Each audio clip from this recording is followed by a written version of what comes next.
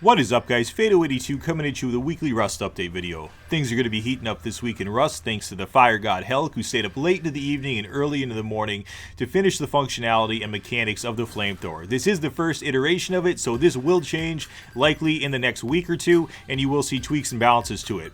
Right off the bat, if you want to acquire it, it's going to be a non-default rare blueprint costing you 8 high-quality metal, 250 metal fragments, and 100 low-grade fuel to craft one of these bad boys.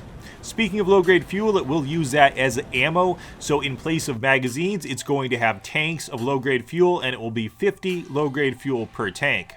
A tank's going to last about 10 to 15 seconds when used continuously, and it is highly effective against wood blocks and completely devastating to twig. It will decimate anything that is twig. So if somebody acquires this in the early to mid-game in Rust, and they're able to use it on bases that are just sprouting up, it is going to be something that is going to be very feared, more so in the early game.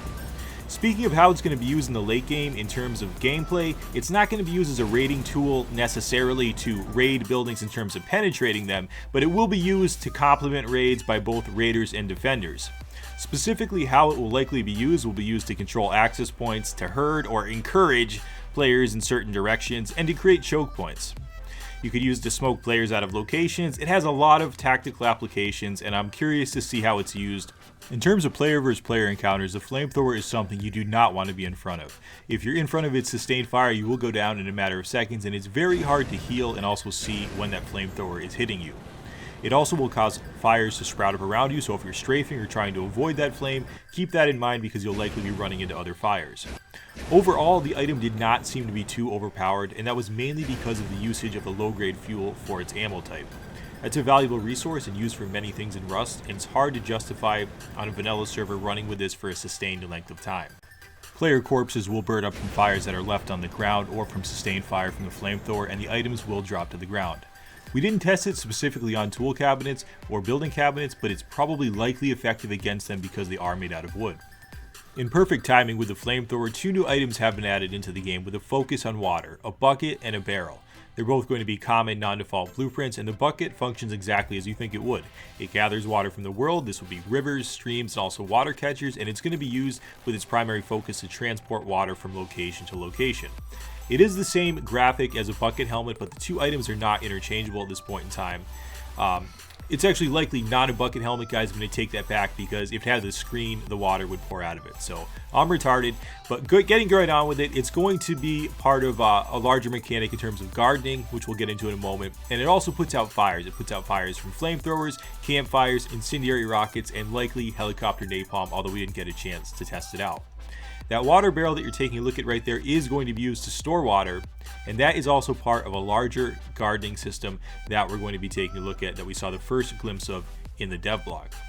So in terms of the water, it is significant right now for putting out fires and for managing the incendiary ammo and the flamethrower fires that will be starting, but the larger purpose of the water and the more profound purpose is it will be used to sustain crops, and we can see different tiers of crop plots here, which are really cool. And this is something, as it's developed, will likely be a huge game changer as more of a focus is put on food and resources. And imagine 2 guys having to build by water in the game and how that would change the way the maps are viewed. We saw some gnarly looking instruments in the game, and it's cool to see some items given to us that aren't guns, so perhaps we can start having some fun in between killing one another. As we can see from these screenshots, the dungeon areas are evolving nicely, and when they hit the game, they will likely come with gameplay optimizations in these areas, which is something that we are really looking forward to. Taylor continues to iterate upon the player models, specifically with regard to eyebrows, and also with a male Asian character model that you will be seeing next month in the game. The movement system in the game is being completely reworked, which is going to impact the way players interact with the world and make it more fluid. Beyond looking more natural, a rework to the movement system is also going to bring with it performance enhancements. These images are taking a look at tech tree development from Gary. He's visualizing what the tech tree looks like. He started with a timeline system, but it wasn't efficient and wasn't very scalable, and it's now evolved to reorder items into groupings based more off of unlock progression. That tech tree is nothing you'll see in game. That's simply for the development team in terms of how they're thinking about the system in terms of its progression, but it shows that they're working hard on it, and before it hits the main game, it's going to be fairly well fleshed out. In terms of quality of life, they're also giving love to what it's going to look like visually in the game, and a search functionality has been added into the game along with skin selections and a crafting queue all on the same screen. So that is definitely going to make you less focused on being in menus, which means you'll have more time in-game to interact with other players and play the game. Alright guys, hope you really enjoyed this week's Rust update video. As always, Phaedo82, peace.